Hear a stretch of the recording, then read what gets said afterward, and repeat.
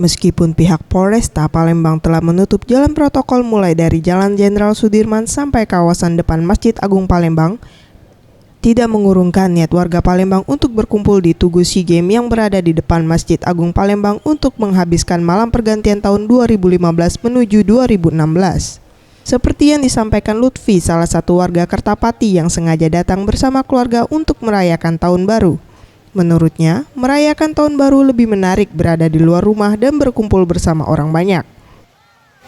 Ini istri, anak-anak, berdua, untuk melihat biasa ya kalau malam tahun baru kan suka banyak kembang api.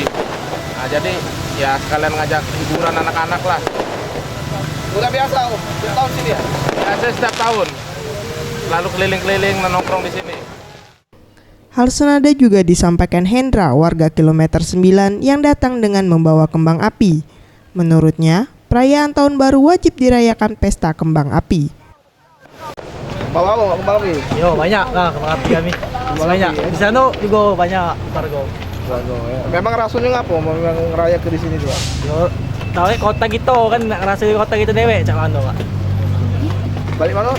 Balik di KM 9 sekarang nih.